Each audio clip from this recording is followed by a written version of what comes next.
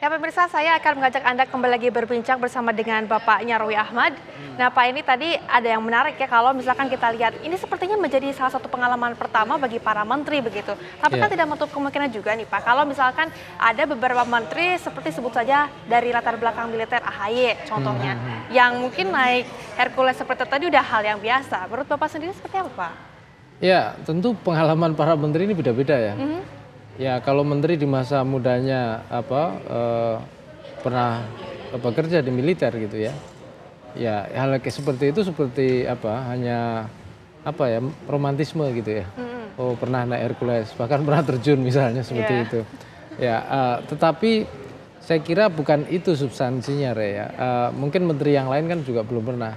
Karena rata-rata kalau menteri ini naik pesawat kan nggak mungkin naik Hercules kan, rata-rata ya bisnis ini gitu, bahkan dengan berbagai fasilitas, mungkin ada yang punya private jet bahkan gitu, hal yang biasa gitu. Tapi justru dengan pengalaman bersama diangkut gitu ya, saya pakai kata diangkut pakai Hercules gitu dari Halim gitu, turun Adi Sucipto, dari Adi Sucipto Jogja kemudian jalan darat ke Magelang. Saya kira itu pengalaman yang ya mungkin dalam pertama kali saya kira dalam sejarah kita ya, para menteri gitu punya agenda seperti ini dalam pemerintahan Pak Prabowo ini kan gitu. Nah yang menarik saya kira Re, itu adalah proses pembekalan ini kan dari pembekalan dilanjutkan kalau menggunakan istilah yang disampaikan oleh teman-teman dari kantor komunikasi kepresidenan itu kan retreat ya, retreat kabinet gitu merah putih. Dan ini kan saya lihat gitu kalau kita simak itu kan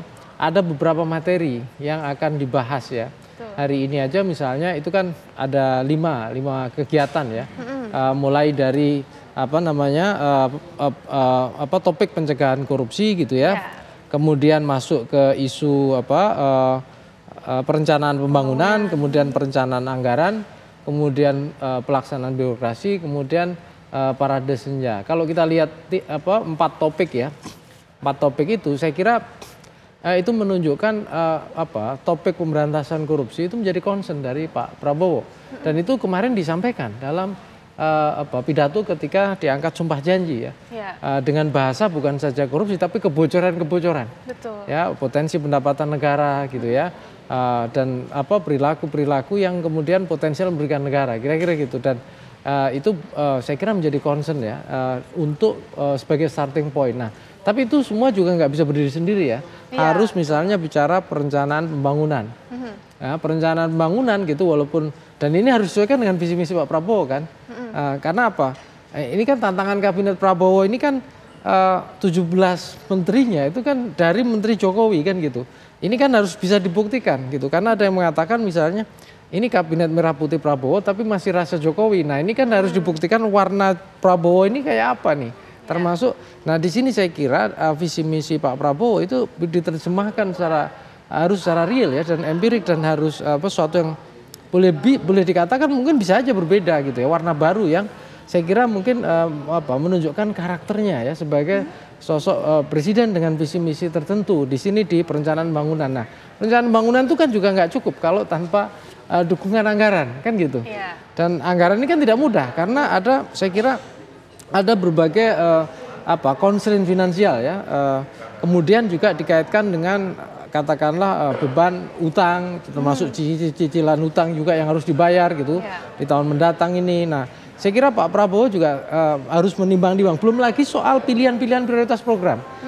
Di beberapa kali dikatakan misalnya program makan siang bergizi gratis itu untuk anak-anak itu kan menjadi salah satu trademark ya dari janji yang pernah disampaikan Pak Prabowo dan jadi program unggulan dia kan gitu. Nah bahkan dalam rapat-rapat kemarin kan Pak Prabowo juga menegaskan kalau ada yang tidak setuju gitu ya dengan ini karena ini pertaruhan kepemimpinan dia gitu silahkan keluar kan. Artinya ada ketegasan di situ dan saya kira antara spending ini kan spending yang sifatnya untuk pemberdayaan SDM masyarakat dan seterusnya dengan pertimbangan kebutuhan anggaran lain itu kan tidak mudah. Jadi saya kira sudah jadi pembicaraan biasanya para kementerian lembaga negara itu kan juga sama-sama minta jatah anggaran yang banyak. Nah kalau misalnya perspektifnya parsial masing-masing kementerian, nah ini yang saya kira akan menyulitkan. Kenapa? Karena si ini minta nambah, ini kan seperti dalam keluarga ya. ada ibu, bapak, kemudian anaknya, oh saya uang jajan sakunya ditambah dong kan Iya, gitu. iya. Saya ini karena saya besok butuh ini dan seterusnya. Semua butuh kan gitu. Tapi kan ada visi misi ya sebagai tim gitu ya. Nah sebagai apa di kabinet ini kan gitu, dan itu saya kira ini menjadi salah satu tantangan karena terkait tadi menyamakan agenda perencanaan bangunan itu yang saya kira paling nggak 5 tahun ke depan, apalagi target pertumbuhan ekonomi misalnya Pak Prabowo selalu menargetkan dengan high call kan 8%. Kita masih hanya bergerak kurang lebih ya plus minus 5%. Nah bagaimana merangkak ke 8% ini? Karena 8% kan di banyak para ahli mengatakan kalau kita nggak bisa melampaui itu akan sulit ya keluar dari middle income trap country ya. Karena kita pengennya kan jadi negara maju gitu. Nah, tapi ini Pak berbicara mengenai korupsi ya Pak ya. Kan ini sudah ditunjuk oleh Presiden Prabowo Subianto, menteri-menteri pilihannya. Apakah kemudian ini akan memberikan suatu kemudahan begitu Pak untuk memberantas korupsi di Indonesia? Nah, saya kira ini balik lagi pertama soal interpretasi korupsi ya di dalam pemerintahan Pak Prabowo ini ya. Apakah sama nggak mungkin dengan pemerintahan Pak Jokowi atau mungkin berbeda nggak dengan masa Pak SBY dan seterusnya? Prioritasnya juga apakah fokus kepada penindakan atau pencegahan? Bobotnya seperti apa? Ya, penindakan misalnya lebih kayak apa, pencegahan seperti apa. Nah, korupsi yang dimaknai di sini juga bisa luas, Rey. Selama ini kan yang kayak kemarin misalnya soal penangkapan itu yang di Surabaya ya. Nah, itu kan sudah terbiasa dijalankan ya oleh KPK, OTT seperti itu. Nah, tapi apakah misalnya contoh ya terkait dengan kebocoran anggaran, terkait dengan pengelolaan sumber daya alam yang juga merugikan ya, artinya tidak banyak katakanlah memberikan manfaat ya dan membahayakan, bahkan apakah itu tidak korupsi gitu ya.